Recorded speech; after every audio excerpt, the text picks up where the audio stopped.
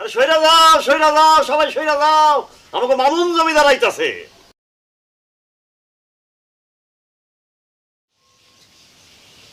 আচ্ছা, আপনি সবসময় পোলাটার লগে এমন করেন কেন? পোলা এখন বড় হয়েছে না? বড় হইছে না? আরে থো ভালা, বড় হইছে না আত্মীয় হইছে। আরে কোনো একটা কামের মধ্যে নাই, সারাদিন গেলে বাদামের মতো ঘুরে বেড়ায়। সংসারের কোনো একটা কাম হইলেই হেরার খুঁজে পাওয়া যায় না। আপনি এত চিন্তা করেন না তো, করবো করবো, আমার পোলা একদিন ঠিকই কাম করবো, তখন দেখেন। হ্যাঁ করবো, আমি ওই 3.5 তলে গেলে তখন কাম শুরু করবো। কি আর কথা মুখ দেখো না? বুঝবা এই বুইরা চোখ দুইটা বুঝলেই তখন বুঝবা যে কয়টা দানে কয়টা চাইল পাওয়া যায়। শোনো আমি না, তোমার পোলারে কয়ে দিও, ওই জমিন রে না চিনলে জমিনও কইলাম মাইন সেরে চিনে না।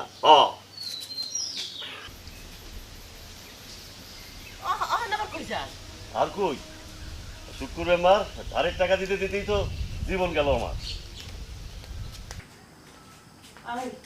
কি বুড়া মেয়ে আবার ওই পুরানো ব্যবসা শুরু করছে না?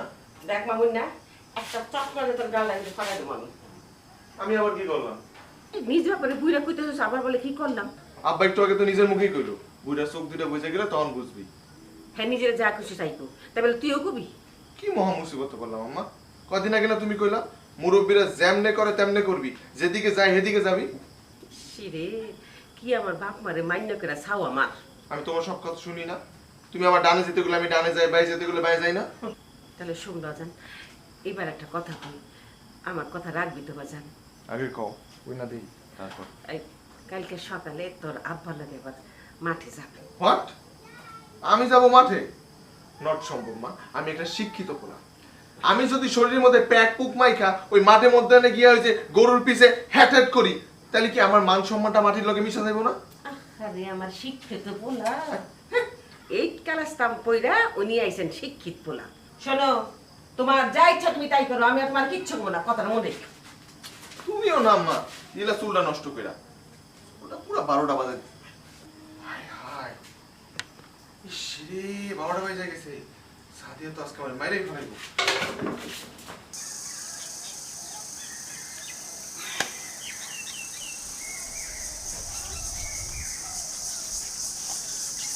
আব্বা, কই যাও আব্বা? আব্বা, আমি তো কাউরে কল দেই নাই আব্বা। আমি তো আপনাকে জিগাই নাই কাউরে কল দিছেন কিনা। আমি জিজ্ঞেসি আপনি কই যান? জি আব্বা, আমি যাইতেছি আর কি। গ্রামের কোনো মাইয়ারে তো কল দিতে আপনি বাকি রাখেন না। আব্বা ভুল বুঝতেছেন, আমি এই মোবাইলটা দিয়া গ্রামের সকলের কুশলাদি জানার চেষ্টা করি। আপনি হচ্ছে মাতবার, বুঝেন না, আমি তার ছেলে। কিন্তু আব্বা সত্যি কথা কইতেছি আব্বা, বিশ্বাস করেন আল্লাহ কি আব্বা, আমি কিন্তু রায়লারে ফোন দিই নাই আব্বা। ঠাকুর করে কে রে? আমি রায়লারে ফোন দেই নাই। গ্রামের মানুষ যে আপনাদের নিয়ে হাসা হাসি করে এটা আপনি বুঝেন? হ্যাঁ, যান কই যাইতেছিলেন, যান। কলই দিতে পারবো, ওটাইতে পারবো না। আসসালামু আলাইকুম। ওয়ালাইকুম সালাম। আরে আজিজ মিয়া, আসো আসো আসো, হ্যাঁ, বসো। কি আছে, কত আনছো? বসো বসো। কইলি তো আর বিয়া করুন যায় না, আগে কিছু একটা করি। কেন বিয়ার পর কাজ কাম করুন যায় না? আমরা দুজন একসাথেই কাজ কাম করুন। হ্যাঁ ঠিকই কইছো, আমার বাপেরও ধারণা আমার দিয়ে কিচ্ছু হইব না। যদি আসলেই না হয় তখন তো সব কাম তোমারই করতে হইব। মানে কি, আমি একলা কাম করুম আর তুমি বয়ে বয়ে খাইবা? কে বাচ্চা পারমু, রান্নাবাড়ি করমু, ঘর সামলামু না? জীবনে তো একটা ডিমও ভাজো নাই, তোমারে দিয়া হইব রান্না? হ্যাঁ, কিচ্ছু হইব না তোমারে দিয়া। আরে মজিদ ভাই, কারে ফোন দেন? রাহেলা রে? না না মানে এই মামুন, কেমন আছিস তুই? অনেক ভালো আছি, কাম কাজের কোনো খবর নাই। তোমার আর টেনশন কি, বাপে তো মহাজন, টাকা পয়সার অভাব নাই। খালি প্রেমেরই অভাব। আচ্ছা মজিদ ভাই, আপনার হাতে যখন থেকে মোবাইলটা আসছে আপনি তো সারাদিন মাইয়াগো নাম্বার খুঁজেন, ফোন দেন, কই একটা প্রেমে তো করতে দেখলাম না। এবার ক্ষমা দেন, আপনার বাপেরে কোন একটা মাইয়া খুঁজা আপনার বিয়া দিয়ে দিতে।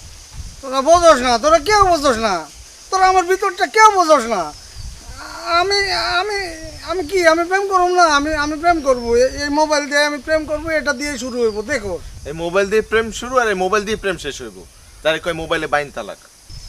মস্করা করস, তোরা দুজনে এখানে কাড়ায় কাড়ায় প্রীতি করতেছস আর আমার খোঁজাও দিতেছস, তাই না? আমিও করব, আমি প্রেম করে বিয়া করব, এই মোবাইল আমার সাক্ষী হইব। কইয়া দিলাম, যা তোরা। মজিদ বলত হইলেও মজায় আছে, কাম কাজের কোনো টেনশন নেই। শোনো, ওর বাপ শুক্কুর মেম্বার কম মানুষে তো ঠকায় নাই। মহাজনী, 2 নাম্বারই আর কর্জ, এগুলা করে ওর বাপ যা কামাইছে, মজিদ সারা জীবন ওর পায়ের উপর পা তুলা খাইতে পারবো। তবে কয়ে দিলাম, আরামে করলাম আরাম নাই। তার উপর শুনছি আব্বায়ও নাকি তার কাছ থেকে কিছু টাকা কর্জ করছে। কই বাবাই মাটা কই? আরে বাড়ি ঢুকতে গেলে তো গোলার পিছনে লাগছে। শোনো আমি না, আমি এমনে তোমার পোলার এই কথাগুলান কই না, ওর ভালো লেগে কই, নইলে ও কি আমার দুশ্মন? আরে ওই তো পোলাপান মানুষ। পোলাপান? আরে কারে পোলাপান কইতেছো? তোমার পোলার বয়স কম হইছে মনে করছো? আমি না, মনে কইরা দেখো, তোমার পোলার বয়স কিন্তু কম হয় নাই। এই যে পুক পাড়ায় আগুন লাগছিল, এর পরের সন্নিময় ওর জন্ম। হ্যাঁ তাই। কি কন, তাহলে তোর বছর 27 বছর হইতে চললো। অহনো যদি ওই আল চালানি ওই ধান বুননি না শিখে, তা শিখবো কবে? আপনার পোলা শরীরে প্যাক মাইক ওই খেত খামারি কাম করতে পারবো না। চাষার পোলা গায়ে প্যাক লাগাইতে চায় না? না না না, ঘরে তো কাইলি ডাক্তারের কাছে পাঠাইতে হইব। আপনার পোলা শহরে যাইব, শহর থেকে মেলা টাকা কামাই নিয়ে এসে এখানে একটা দোতলা দালান তুলবো। এখানে হ্যাঁ দালান তুলবো? হ্যাঁ। পাক্কা? তাও আবার দোতলা? শহরে নাকি টাকা উড়ে। কি কইলা? শহরে টাকা উড়ে? উড়াইতাছি টাকা। ওই মামুন, মামুন না। আর দূর কারে বিশ্রান, হ্যাঁ তো বাড়িতে নাই। ও বাড়িতে নাই? চাইবো তো, তখনই বুঝা মনে ওরে। হ্যাঁ, তখনই ধরুন ঠাইছা। শহরে টাকা উঠতেছে, ও যে শহরে টাকা ধরবে, টাকা। আল্লাহ জানে কপালে আজকে কি আছে। চলো।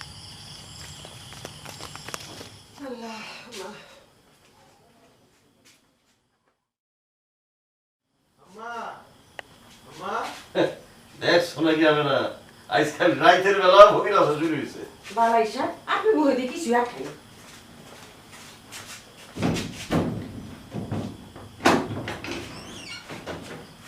আরে আল্লাহ রে, কি সর্বনাশ হইল রে। কি যাবে না? আরে হইছেটা কি? এই মামু, আরে কারে কি করে সালাম করবে কেন? কি হইছে? আরে কি সালাম করে কেন? আপনি দেখেন না, আপনার পোলা বিয়া করে বউ হয়ে বাড়িতে আইছে। কত বড় লায়ক হইছে পোলা আমার। ও আল্লাহ গো, এখন আমার কি হইব গো? বড় আশ্চর্যের কথা, যেটা হবে না। আর কি হইব? তোমার পোলায় যখন বিয়া করছে, তখন তোমার পোলার বউ, তোমার বৌমা হইব। এই সহজ কথা তোমার মাথায় ঢুকতেছে না? আমার কত শখ আছিল। আরে থো তোমার শখ। একদিনে পোলা একটা কামের মতো কাম করছে। হ্যাঁ, আরে পোলার বিয়া হইলো, তাই বাপের একটা পয়সাও খরচা হইলো না।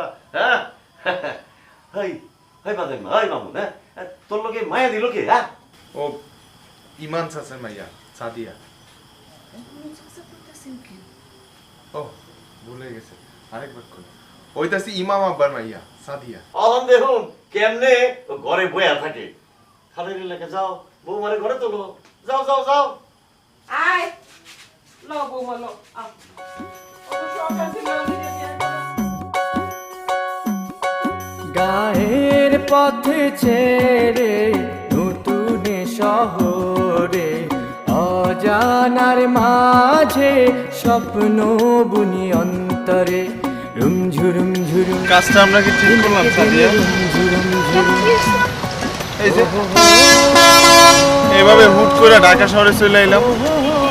আমি আছি না, আমরা দুজন একলগে কাম করে সংসার চালাম।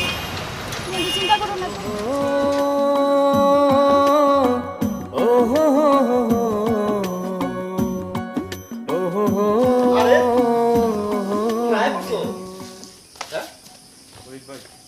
পথে কোনো সমস্যা নেই তো? না। সালমা, আরে ও সালমা, কই গেলা? আরে দেখা যাও কার আইছে। মামুন, তুমি খুব ভালো দিন আইছো। আমার মনে হইতাছে তোমার কপালটা খুব ভালো আছে। কে ফরিদ ভাই এই কথা কইলা কে? আরে শুনো, আমি যে গ্যারেজে কাম করি, সেই মালিকে আর একটা নতুন সিএনজি কিনবো। আর সেই সিএনজি একটা ড্রাইভার লাগবো না, তো সেই ড্রাইভারে তুমি হইবা। কাইলি তোমার লয়ে যাবো সিএনজি ট্রেনিং শিখাইতে, পরে দেখি সিএনজি চালানি কামটা তোমার দিয়ে করান যায় কিনা। তোমরা অনেক দূর থেকে আইছো, আগে কও কেমন আছো? ভালো আছি ভাবি, আপনি ভালো? ভালো। ভাই দেখেন, আমার যদি কোনো কামে টামে লাগানো যায়, মানে ওই গার্মেন্টসে। এই কি কও তুমি? তুমি গার্মেন্টসে কাম করবা? অনেকেই তো করে। আরে হেড হইল গিয়া সালমা বেগমের ডিপার্টমেন্ট, হ্যাঁ জাপটায় ধরো তাইলে তো হয়। ওই না যে তোমার আক্কেল বুদ্ধি নাই। কেন আমি আবার নতুন করে কি করলাম? এই যে ওরা কত দূর থেকে আইছে, কই ওর ভিতরে নিয়ে যাবা, নাস্তা খাওয়াইবা, তারপরে গার্মেন্টসে না কই কাম দিবা হেডে পরে দেখা যাবে। তুমি তো ঠিক কথাই কইছো। আরে আগে ঘরে চলো তো। এই আয় তাড়াতাড়ি।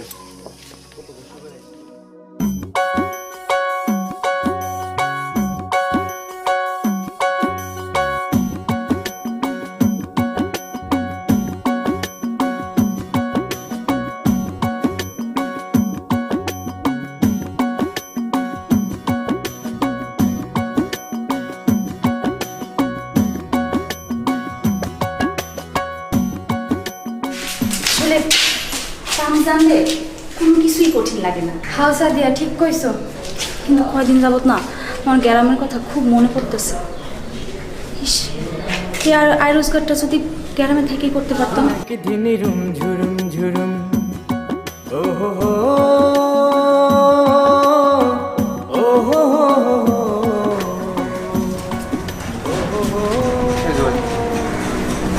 কি মাউন মিয়া, কত দিলা? আপনি যত চাইছিলেন। এটা তো শুরুর দিকের কথা। সব বিষয় কি আমি আগের মতো হইব? তোমার তো গাড়ি চালানো শিখাইলাম, এটা হিসাব কাটা দিব। দাও আর 300 দাও। ভাই আরো 300 টাকা। দৌড় মিয়া, প্রথমে যদি যত লাভ করবার চাও তাহলে গাড়ি কিনে চালাও। দাও আর 300 দাও। ভাই বিশ্বাস করেন, এই 300 টাকা দিলে আমার কাছে আর কিচ্ছু থাকবে না।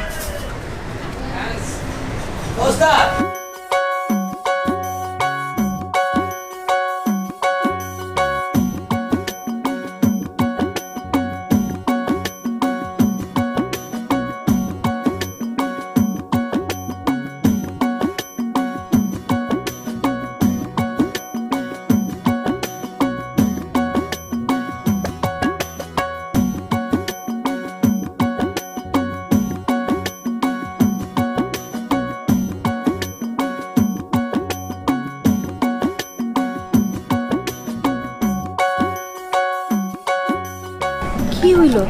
এখানে একা একা বসে আছো, মন খারাপ? মন তো একটু খারাপ হইবই। আজ কতদিন হয়ে গেছে বাপ মারে দেখি না। কালকে রাতেই না কথা কইলা। আর ঢাকায় থাকতে হইলে একটু অভ্যাস করুন লাগবে গো। সারা জীবন কি এমনিই থাকতে হইব সাদিয়া? বাপ মার কাছে থেকে কাম কাজ করন যায় না? সেই সুযোগ তো আসিল না। তুমি তো শিক্ষিত মানুষ, দেশে থাইকা নিজের জমি চাষ করতে পারবা না, কিন্তু ঢাকায় আইসা ঠিকই অন্য সিনজি ড্রাইভার দিতে পারবা। মজা লইতেছ না আমার লগে? হ্যাঁ মজা তো লই ভাই, বলদের মতো কাজ করছি না, মজা লইবা না? সব ঠিক হয়ে যাবে।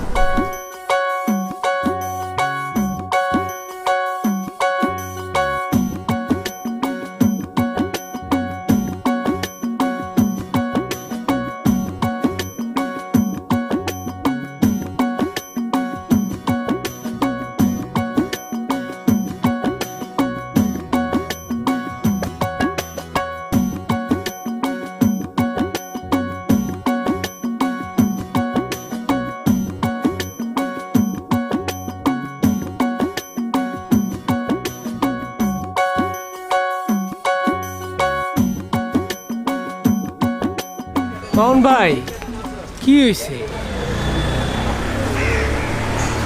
এই সিএনজি চালানোর কাম আমার দিয়ে হইব না ভাই। যা কামাই সব তো মহাজনই লয়ে যায়। কি লাভ খাও? ঢাকা শহরে মেলা খরচের মধ্যে টিকে থাকতে হইলে কিছু না কিছু করাই লাগবে। চাইলেই তোর মনে মতো কাম কাজ করা যায় না।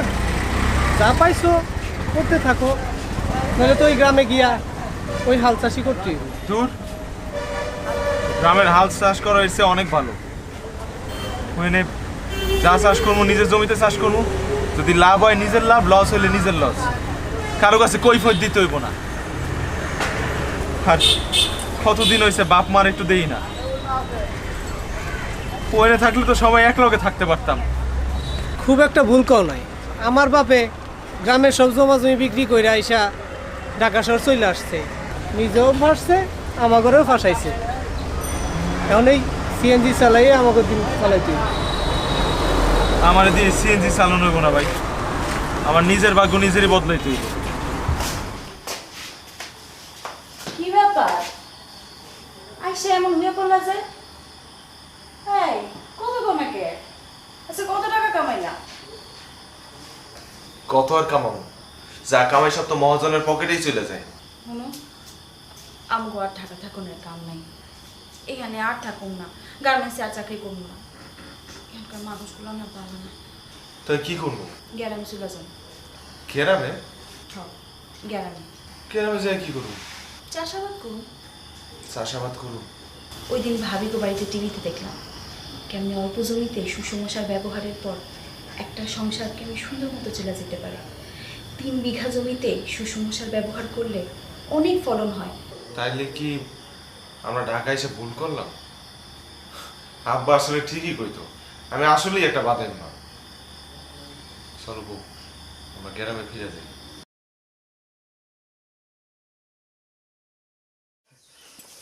যাও মিয়া যাও, খুব বড় সাহস দেখাইলা। যাও কইতে হয় না, কওয়াসি। ভাই আমার জন্য দোয়া করেন, আপনি যা করলেন নিজের আপন ভাই বলেও এতটা করতো না। ভাবি আসি, ভালো থাকো। আচ্ছা সাবধান যাই গেলাম। যাবে না, কতদিন হইল গা।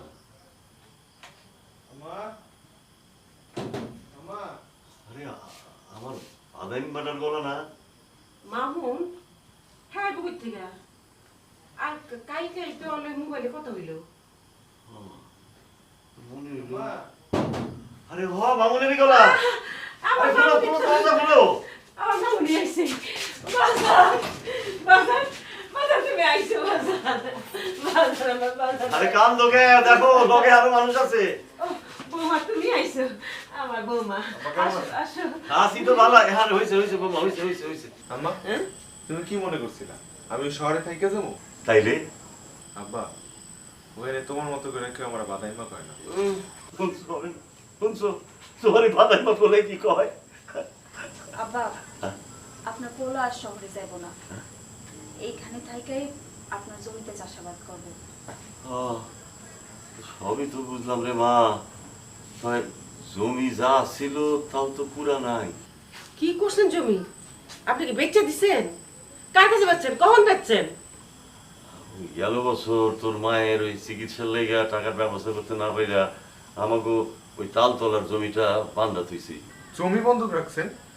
কার কাছে? ওই যে ওই শুক্কুর মেম্বারের কাছে। ই আল্লাহ, আপনি এটা কি করলেন? এ জাইনা শুনে শিয়াল একটা মুরগি রাখতে দিছেন? কি করবো কও, তখন তো আমার কোনো মাথা ঠিক আছিল না। তোমরা আমাকে মাফ করে দাও। এটা আপনি কি কোন আব্বা? আম্মা বাইসা আছে, এটাই তো বড় কথা। আমার হাতের এই 2 বালা এখন কাজে আসবে। আব্বা এই বালা 2টা দিয়া জমি ছান যাইবো না? বৌমা তুমি এটা কি কও? তোমার নিজের হাতের বালা বেচে দিবা? আম্মা স্বামীর বিপদের সময় যদি নিজের গয়নাই কাজে না আসে, সেই গয়নার কি দাম? মামু শুনছস, তুই তো জীবনে কোনোদিন কাজের মতো করে কাজ করতে পারস নাই। এরপরে তুই যদি বালা 2 গুণ বানায় দিতে না পারস, তাইলে তুই আমার ফলাই না। হ্যাঁ এই না দলিল, তোমার দলিল তুমি নিবা না তো কে নিব কও? এইটা তো এতদিন আমার কাছে আমানত হিসাবে ছিল। বাসাইলে মেম্বার সাহেব, গয়না না দিতে পারলে তো আরো দেরি হয়ে যেত। আমি তাইলে কালকের থেকেই জমিতে কাজ শুরু করি। বোঝে না রে, বোঝে না। তোমার জমিতে তুমি চাষ করবে না তো কে চাষ করবো? আমার লোকজনকে চাষ করবো? তবে চাষ তুমি করবা আরো 2 বছর পর থেকে। আরো 2 বছর পর মানে? কি আর কমো আজিজ মিয়া, এই মহাজনী ব্যবসাটা করতে আমারও পছন্দ হয় না। কাছের মানুষের কষ্টের কথা শুনতে হয়। তোমারও টাকার প্রয়োজন ছিল, আমি তোমার টাকা ধার দিচ্ছি, তুমি জমি বন্ধক রাখছো, তবে সেই সঙ্গে কিন্তু একটা চুক্তিপত্র হয়েছে। সেই চুক্তিপত্রে লেখা ছিল যে তুমি টাকা দিতে যদি বিলম্ব করো তাহলে আমি আরো 2 বছর সেই জমি চাষ কইরা আমারটা বসায় দেবো। এইটা কি কল? এই সামান্য দেরির লেগে আরো 2 বছর? আমারও কি আটকে রাখতে মন চায়, হ্যাঁ, কিন্তু চুক্তি তো চুক্তি, নাকি মানো না? তাহলে মসজিদে ডাকি, ঘরেই ওই চুক্তিপত্র আছে, আইনা দেখা।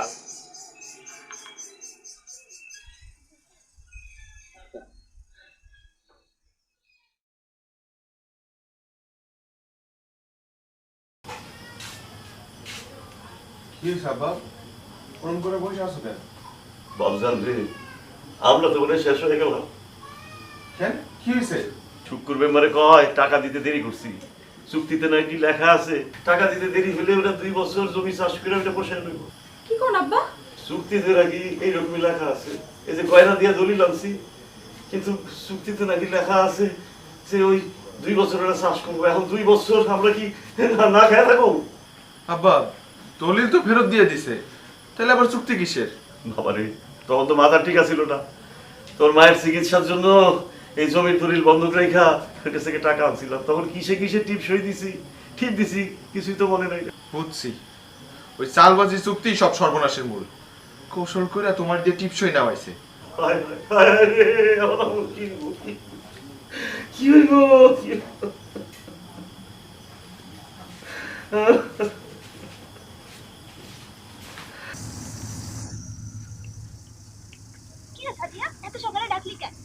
রাহেলা, আমার শ্বশুরের জমিটা না শুকুর মেম্বারের কাছে বন্ধক আছে।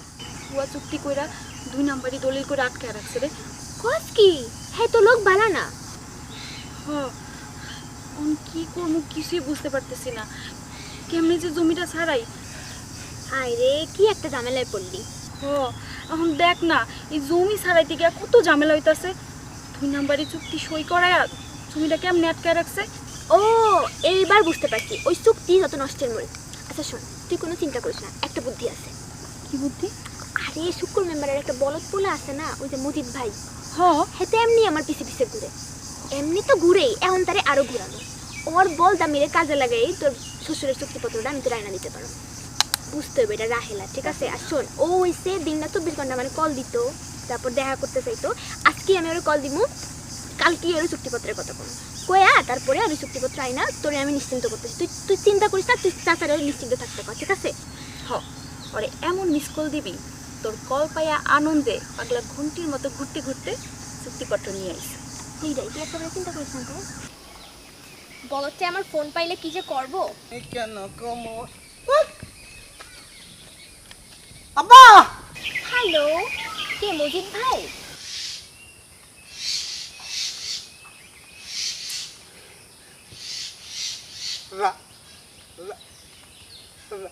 রাহেলা, তুমি আবার আরে রাখেন মজিদ ভাই, এত উত্তেজিত হয়েন না, আপনার তো সিস্টেম হ্যাং হয়ে যাইব। হ্যাঁ, না না না, ঠিক আছে। আসলে কতদিন আপনার লগে কথা হয় না, দেখা হয় না, এই জন্য ভাবলাম একটা ফোন করি। কি কইলা রাহেলা তুমি? এটা কি কইলা? আরেকবার কইবা, আমার তো মনটা আমাদের কেমন লাগতেছে। তুমি আমার দেখতে চাও? আমি অহনই আইতাছি। আরে আমি না তোমার সাথে দেখা করার জন্য কতবার তোমার রিকোয়েস্ট করছি, তুমিই তো শুনো না। রাখেন মজিদ ভাই, আপনি না কিছু পাগলামি যে করেন না। তাহলে আমি কি করুম কল? তুমি কইয়া দাও, সেইটা করুন। আমরা ফোনে কথা কই, আর যখন সুযোগ হবে তখন আমরা দেখা। আচ্ছা ঠিক আছে, আমি এখন রাই।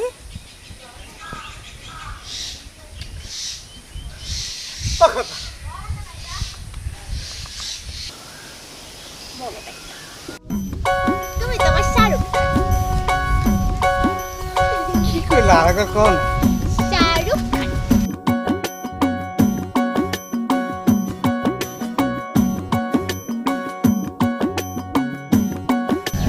শুনো, সাদিয়ার শ্বশুর আছে না, ও কয়েকটা জমি তোমার বাপের কাছে বন্ধক রাখছে না? আছে তো, আমি জানি। দলিলটা তোমার আমার কাছে আইনা দিতে হইব। মানে আমি চাই ওই জমিটা যেন তোমার নামে হয়ে যায়। কি কইলা আব্বার কাছে দলিল থাকে এইটা তুমি পারো না? কেন তুমি না কইলা তুমি আমার লেগে জান দিতে পারবা, তুমি আমার লেগে সব করতে পারবা, একটা দলিল আনতে পারবা না? তুমি না আমার হিরো, পারবা না এটুকু আমার জন্য করতে? তুমি না আমার শাহরুখ, তুমি আমার ঋতিক, তুমি পারবা না এটা করতে? এটাই তো আমি হচ্ছে হিরো, হিরোরা সব পারে, সামান্য একটা দলিল পারবে না। সেটাই আমি পারো। হ্যাঁ তুমি ওই বকুলতলা যে খাড়াও, অহনি হিরোর মতো দলিলটা নিয়ে আসা তোমার হাতে দেবো। তাড়াতাড়ি দাও, আমি আসি। ঠিক আছে তুমি যাও। হ্যাঁ আচ্ছা।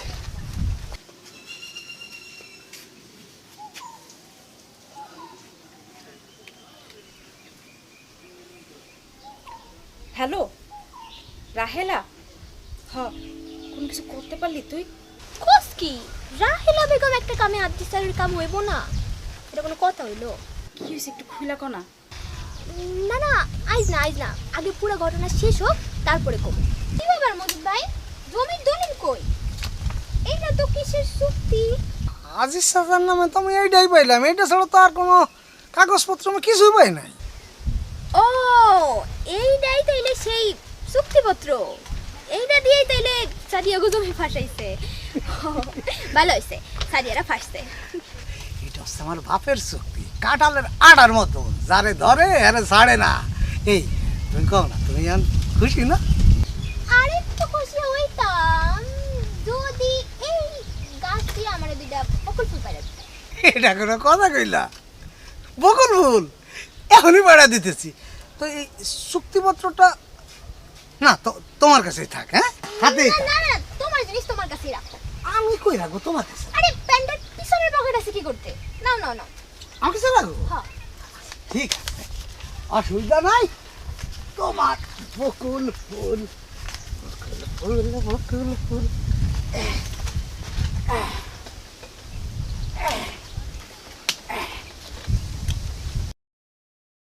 হাই এটা তুমি কি করলা? কি করলাম? অমন জরুরি চুক্তিটা তুমি পানিতে ফালাই দিলা। হ্যাঁ ওই যে ডুবতেছে ডুবে গেল। আয় হায় রে, অমন জরুরি চুক্তিটা তুমি এরকম নষ্ট করলা? না আমি তো চুক্তিটা পানিতে ফেলি নাই, মনে হয় এই পকেট থেকে পড়ে গেছে। আর কি হবে? চুক্তিটা শেষ, অমন জরুরি চুক্তি, এখন কি হইব? আল্লাহ রে, আমি তো অনশেষ। আব্বাই যদি চলে আমার চামড়া দিয়ে আব্বা একদম একদম ডুগডুগি বানাইবো, জানো তুমি? তুমি বাড়ি যাও। আর একটা কথা তোমার কাছে আমি রিকোয়েস্ট, কিন্তু এই কথা এই দলিল যে ডুবিয়া গেছে এটা খবরদার কইও না, এইটা কারু কইবা না, বুঝছো? আমার রিকোয়েস্টটা রেখো। আমি কই যে খবরদার তোমার কাছে রিকোয়েস্ট কারণ। ঠিক আছে ও খোদা, এরপর আর কি বলদটা শহরে ভাগতেন বাপের ডরে। আচ্ছা শোন, তুই যেটা কইতাছি, তুই চাচারে একেবারে চিন্তা করতে মানা করবি, আর কবি ওইসব চুক্তি টুক্তি বলে এখন আর কিছু নাই, ঠিক আছে? আর এরপর দিয়ে চাচারে সতর্ক থাকতে কবি, জানি ওই শুক্র মেম্বারের লগে কোনো রকম কোনো চুক্তি না করে, ঠিক আছে? ঠিক আছে বান্ধবী, তুমি যে আমার কি উপকার করলা। আরে ধর এসব কথা বাদ দে তো, তুই খালি চাচারে নিশ্চিন্ত থাকতে কবি, জানো এইসব চুক্তি টুক্তিতে আর না যায়, ঠিক আছে? আর যে শুক্র মেম্বার জিগায় যে জমি বন্ধক ছিল, এইটা ছিল সেটা ছিল, তাহলে যেন চাচা কয় যে চুক্তি কই, চুক্তি দেখান। চুক্তি দেখাইতেও পারবো না, ওনার চুক্তি কি চুক্তি কই, এই চিন্তা করতে করতে দিন পার হয়ে যাবো। মামুন, আরে মাস্টার সাহেব, আপনি আমাকে বাড়িতে কি ব্যাপার? শুনলাম মামুন নাকি ফিরে আসছে। হ্যাঁ মামুন, আরে দেখ কি আইছে। আরে দে চেয়ারটা দে। আচ্ছা বসেন মাস্টার সাহেব, বসেন। আপনি বসেন, আপনি বৈশাখ কথা বলেন, আমি একটা কাম সেরে আসতেছি, তাই না? বসেন এই কথা কম।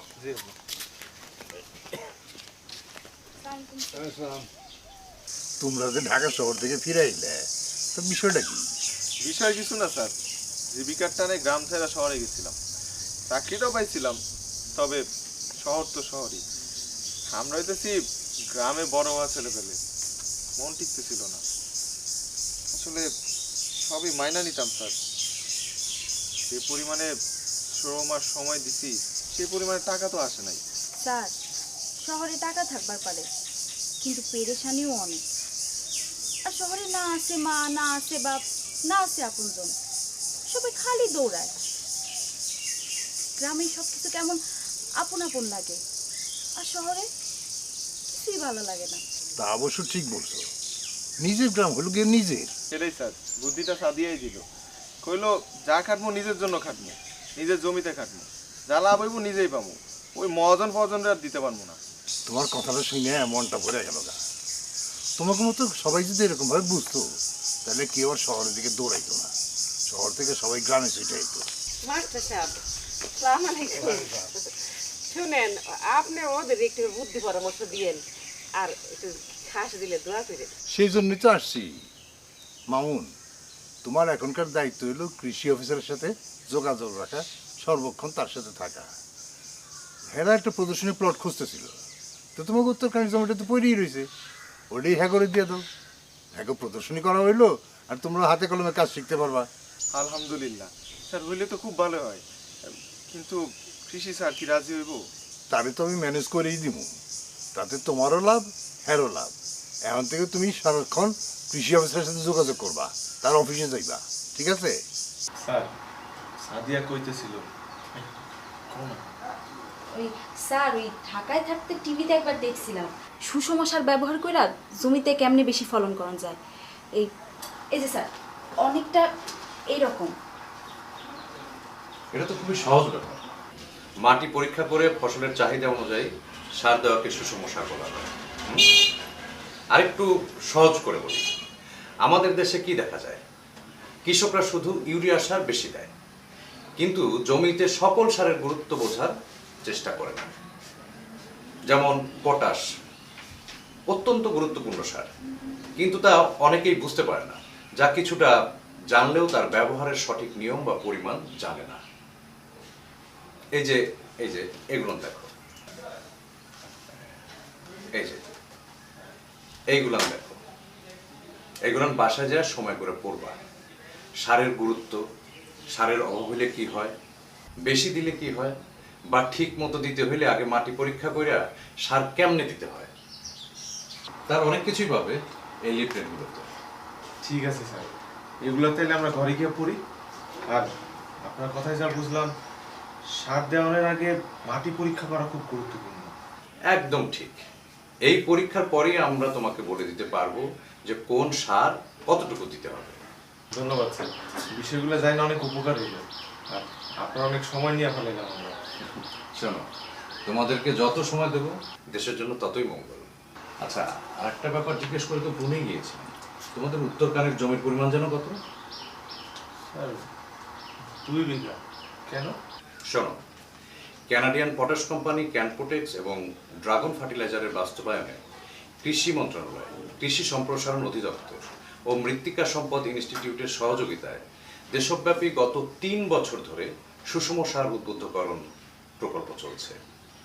এই প্রকল্পের আওতায় প্রতি বছর দেশের বিভিন্ন এলাকায় আমরা প্রদর্শনী প্লট নির্বাচন করি, সব কৃষকদেরকে দেখানোর জন্য কিভাবে মাটি পরীক্ষা করে সুষম সার ব্যবহার করলে ওই জমিতে অধিক ফসল ফলানো সম্ভব, যা দেখে কৃষকরাও জমিতে সারের আন্দাজ বুঝতে পারে।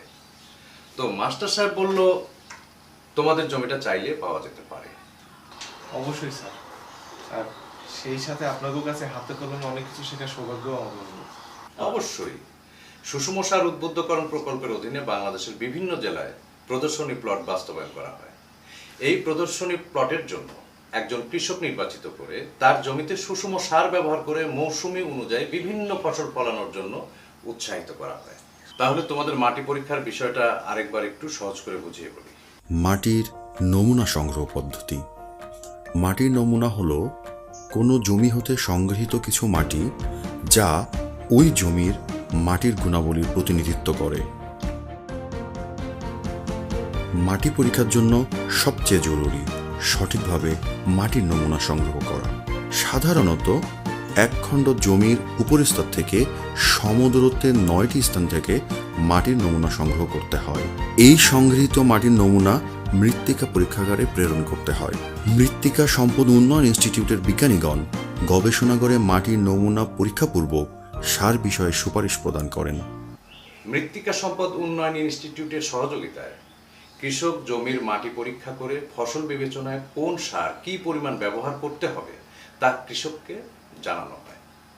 কৃষক সেই মোতাবেক সার তার প্রদর্শনী প্লটে প্রয়োগ করে।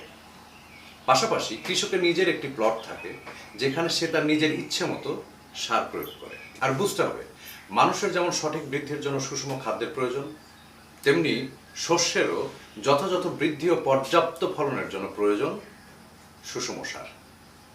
মাটি পরীক্ষা করে জমি ও ফসলের চাহিদা অনুযায়ী সুষম সার ব্যবহার করলে শুধু খরচই কমে না, ফলনও বাড়ে। কৃষিকাজ করা যেমন সহজ তেমনি কঠিন। কৃষিকাজ করার জন্য জানতে হয় সঠিক নিয়ম। এই যেমন ধরো যে মামুন বলছিল এবার তার জমিতে সে ধান ফলাতে চায়, তো তার জন্য কি করতে হবে? প্রথমে তার জমির মাটি পরীক্ষা করতে হবে। মাটি পরীক্ষা করে জানতে হবে জমিতে কি কি সার দিতে হবে, কি পরিমাণ দিতে হবে। স্যার, কোন সার কোন ফসলের জন্য কি কাজে লাগে আমাকে যদি একটু বুঝাই দিতেন। তাহলে শোনো, বাজারে যে সারগুলো পাওয়া যায় তার মধ্যে কোন কোন সার থেকে আমরা কি কি উপাদান পেয়ে থাকি? ইউরিয়া সার থেকে নাইট্রোজেন, টিএসপি সার থেকে ফসফরাস, ডিএপি সার থেকে নাইট্রোজেন ও ফসফরাস, এমওপি সার থেকে পটাশিয়াম, এনপিকেএস মিশ্র সার থেকে নাইট্রোজেন, ফসফরাস, পটাশিয়াম ও সালফার পাওয়া যায়। নাইট্রোজেনের উপকারিতা: নাইট্রোজেন গাছের কাণ্ড, ডালপালা ও পাতার বৃদ্ধিতে সহায়তা করে। এছাড়া কুশি উৎপাদনে সাহায্য করে এবং পাতা ও ফলের আকার বড় করে। ফসফরাসের উপকারিতা: ফসফরাস গাছকে শক্তি প্রদান করে রোগবালাই, কীটপতঙ্গ ও ঢলে পড়ার হাত থেকে রক্ষা করে। পটাশিয়ামের উপকারিতা: পটাশিয়াম উদ্ভিদের জন্য খুবই প্রয়োজন। পটাশিয়াম দানা জাতীয় শস্যের কাণ্ড মজবুত ও দৃঢ় করে, ফলে তার ঢলে পড়ার হাত থেকে রক্ষা পায়। এছাড়াও গাছকে বলিষ্ঠ ও সুঠাম করে এবং শস্যের পরিমাণ ও গুণাগুণ দুটোই বৃদ্ধি করে। আরেকটা গুরুত্বপূর্ণ ব্যাপার, অধিকাংশ সময় আমাদের দেশের কৃষক ভাইয়েরা জমিতে শুধু ইউরিয়া সারই বেশি করে দেয়।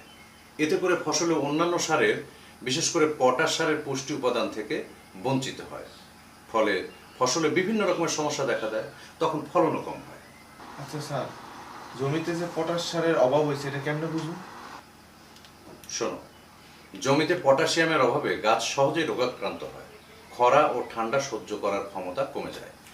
এছাড়াও গাঢ় নীল বর্ণের পাতা দেখা যায় এবং গাছ বিকৃত আকার ধারণ করে। দানা জাতীয় শস্য যেমন ধান, গম, ভুট্টা গাছ সহজেই হেলে পড়ে। স্যার, আজকে মেলা জিনিস শিখলাম। ওই জমিতে হাতে কলমে দেখলে আরো শিখুন যাব। স্যার, আপনারা কিন্তু মাঝে মধ্যে একটু বিরক্ত করতে আসবো।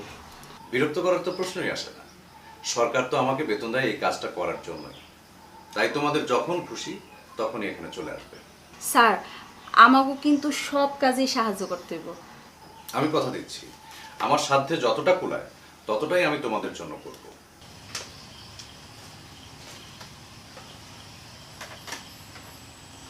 এই,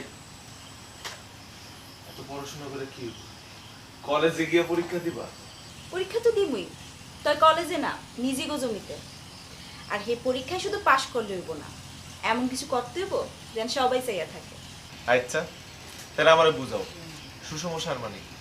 কমও না, বেশিও না। কি কমন আর কি বেশিও না? মাইনে হইছে জমির চাহিদা অনুযায়ী সার দিতে হইব, কমও না, বেশি সারও না। আর এইটারই কয় সুষম সার। আচ্ছা, সবই বুঝলাম, কিন্তু আমার বউ যে সারাদিন পড়াশোনার মধ্যে পড়ে থাকে, আর এর জন্য যে আমার বউর আমি কম কম পাইতেছি, এটার হিসাব কে দেব? শহর ছেড়ে গায়ের পথে ফিরে সবুজের মাঝে সাজাই জীবনটারে। কি অবস্থা? কি সার দিচ্ছ? কানাডিয়ান পটাশ সার। এই সারের খবর তুমি কি করে জানলে? কৃষক ভাই কোথায় জিগাইছি, ওগোদারে পটাশ জিগাইলেই কয় কানাডিয়ান পটাশ সার। এখন যখন নিজে দিতেছি টের পাইতেছি স্যার, আসলেই মানুষে ভালো কয় না, কারণ আছে। তা ঠিক, ভালো জিনিস কাউকে চেনাতে হয় না। ঠিক আছে, কাজ করো, আসি। হ্যাঁ, আসসালামু আলাইকুম স্যার। দেখছস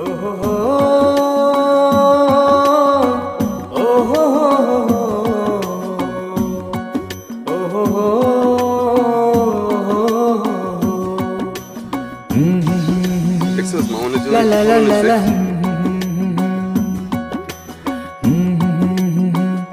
La la la la la.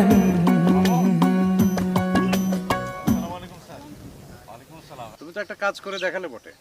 Sir এটা আপনি কি বলেন? আপনি তো সব কাম করছেন। আপনি জমিনের মাটি পরীক্ষা করে আমাকে কয়ে দিছেন কোন সারটা দিতে হইব কোন সারটা দিতে হইব না। আমি শুধু আপনার কথা মতো কাজগুলো করছি স্যার। আজকের মিটিংয়ে আসো নাই কেন? স্যার আজকে একটু কাজের জন্য আসতে পারি নাই। একটা সুসংবাদ আছে। সুসংবাদ? স্যার আপনার কি প্রমোশন হয়েছে? তাহলে তো স্যার আপনার জন্য মিষ্টি কিনতে হয়। হ্যাঁ। সুসংবাদটা তোমার জন্য। কি?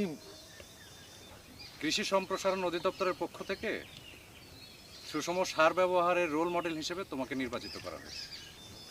স্যার সত্যি স্যার? আমারে? খুব তাড়াতাড়ি তোমাদের এই সম্মাননা অনুষ্ঠান অনুষ্ঠিত হবে। সুন্দরী মণ্ডলী, আসসালামু আলাইকুম। ওয়ালাইকুম আসসালাম রাহমাতুল্লাহি ওয়া বারাকাতুহু। আজকের এই অনুষ্ঠানে উপস্থিত আছেন আমাদের শ্রদ্ধেয় শিক্ষক, আজকে যাকে কেন্দ্র করে এই অনুষ্ঠানের আয়োজন, মামুন মিয়া, যে সুষম সার বন্টনের জন্য রোল মডেল হিসেবে নির্বাচিত হয়েছেন, তার হাতে এই পদকটা তুলে দেওয়ার জন্য স্যারকে বিনীত অনুরোধ জানাচ্ছি।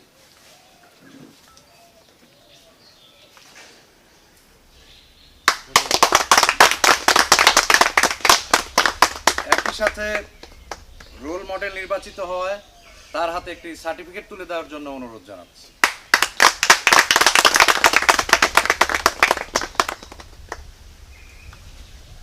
আমি এখন মামুন মিয়াকে কিছু বলার জন্য অনুরোধ করছি। সম্মানিত প্রধান অতিথি, বিশেষ অতিথি এবং অন্যান্য সকলকে শ্রদ্ধা জানাই। আমি এটুকুই কইতে চাই যে এই পুরস্কারের যোগ্যতা আমার নাই। এই পদকের আসল হকদার হইতেছে আমার স্ত্রী সাদিয়া। তাই আপনাদের সম্মতি চাই আমি এই পদকটা ওর হাতে তুলে দিতে চাই। সাদিয়া,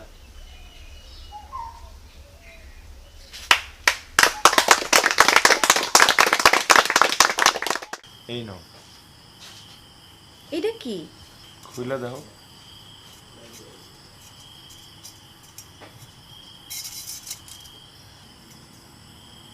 ভুলে গেছো আবার জমি বান্ধা ছিল, তুমি তোমার বালা জোড়া যদি বন্ধক না রাখতা আজ আমি এই জায়গায় আইতে পারতাম না। আগে জোড়ার লগে নতুন জোড়া। তুমি খুশি হয়েছো? অনেক খুশি হয়েছি। তবে আপনার জন্য একটা সুসংবাদ আছে। আমার জন্য সুসংবাদ? কি কও? ঘরে নতুন অতিথি আইতেছে। নতুন অতিথি? কে আইব? আপনি যত বড় কৃষকই হন না কেন, আব্বা ঠিকই করেন, আপনি আসলেই একটা বাদাই মা। ঝুরুম ঝুরুম ঝুরুম ও হো হো ও হো হো ও হো হো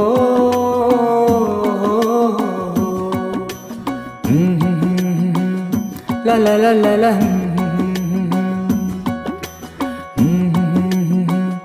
লা লা লা লা লা। এক ছিল এক গরিব দুঃখী ছেলে। তার বাবা মা অনেক আগে মারা গিয়েছিল, তাই সংসারের হাল ধরতে হয়েছিল তাকে ছোট্টবেলা থেকে।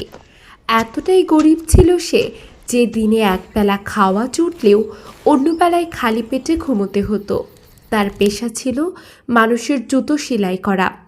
সকালবেলা হাতে সুই সুতো নিয়ে রাস্তায় বের হতো। সারা দিন কষ্ট করে ঘুরে ঘুরে মানুষের জুতো মেরামত করত। রাতে হাতে যে কয়েকটা পয়সা আসতো তা দিয়ে ভাত কিংবা শুকনো রুটি কিনে খেত। কিন্তু অনেক দিন ছিল যখন খাওয়ার মতো কিছুই পেত না। ছেলেটির নাম ছিল রবিন। রবিনের দারিদ্র তার জীবনকে আঁকড়ে ধরলেও স্বপ্ন দেখতে সে কখনো ভোলেনি। প্রতি রাতে ঘুমানোর আগে শুয়ে শুয়ে স্বপ্ন দেখত একদিন সে বড়লোক হবে, দামি গাড়িতে চড়ে ঘুরে বেড়াবে, সুন্দর বাড়িতে থাকবে আর আরাম করে জীবন কাটাবে। কিন্তু সকালে ঘুম ভাঙলেই আবার সেই বাস্তবতা, ফাটা জুতো, পুরনো কুড়ে ঘর আর খালি পেট। তবুও রবিন হাল ছাড়ত না। একদিন রাতে যখন সে ক্ষুধার্ত অবস্থায় খালি পেটে ঘুমোতে যাচ্ছিল, হঠাৎ তার ঘরের ভেতর এক আলোর ঝলকানি দেখা দিল। চোখ খুলে দেখে তার সামনে দাঁড়িয়ে আছে এক সুন্দরী পরী। পরীর গায়ে ঝলমলে পোশাক, হাতে জাদুর চুড়ি। পরী মিষ্টি হাসি দিয়ে বলল, রবিন, আমি তোমার কষ্ট অনেক দিন ধরে দেখছি। আমি চাই তোমার জীবন পাল্টে দিতে। তুমি যা চাইবে আমি তাই দিব। এ কথা শুনে রবিন অবাক হয়ে বসে পড়ল। পরী প্রথমে তাকে অনেক ফল দিল, আম, লিচু, আঙুর, কমলা। কিন্তু রবিন মাথা নেড়ে বলল, আমি এগুলো চাই না। পরী আবার চেষ্টা করলো। এবার তার সামনে হাজির করলো গরম গরম বিরিয়ানি, মাছ, মাংস আর মিষ্টি। কিন্তু রবিন এবারও রাজি হলো না। অবাক হয়ে পড়ে জিজ্ঞেস করলো, তাহলে তুমি কি চাও না ভালো খাবার? রবিন শান্ত স্বরে বলল, না, খাবার একদিনে শেষ হয়ে যায়, আমি অন্য কিছু চাই। পরী এবার স্বর্ণ, টাকা, পয়সা, হীরার গয়না তার সামনে সাজিয়ে দিল। কিন্তু রবিন তবুও নিল না। পরী বিস্মিত হয়ে জিজ্ঞেস করলো, তুমি এত কষ্টে আছো, তবুও এসব কেন নিচ্ছ না? রবিন দীর্ঘশ্বাস ফেলে বলল, আমি চাই কেউ আমাকে সত্যিকার অর্থে ভালোবাসুক, যেটা টাকার বিনিময়ে পাওয়া যায় না। পরী তখন গভীরভাবে হাসল। সে বুঝতে পারল রবিন লোভী নয়, বরং শত নির্মল হৃদয়ের অধিকারী। পরী বলল, তাহলে শোনো, আজ থেকে আমি তোমার জীবনসঙ্গী হলাম। পরী তার জাদুর ছড়ি নাড়াতেই রবিনের কুড়ে ঘর মুহূর্তেই বদলে গেল এক বিশাল প্রাসাদে। পুরনো কাপড়ের জায়গায় এলো নতুন পোশাক, ভাঙা জুতোর জায়গায় এলো চকচকে নতুন জুতো। দরিদ্র রবিন এক মুহূর্তেই ধনী হয়ে গেল। কিন্তু তার জন্য সবচেয়ে বড় পাওয়া ছিল পরীর ভালোবাসা। রবিন আর পরী একসাথে সুখে শান্তিতে বসবাস করতে লাগলো। টাকা, পয়সা, প্রাসাদ, গাড়ি সব কিছু পেয়েও রবিনের হৃদয়ে সবচেয়ে মূল্যবান ছিল সেই সত্যিকারের ভালোবাসা, যেটি সে চেয়েছিল সারা জীবন।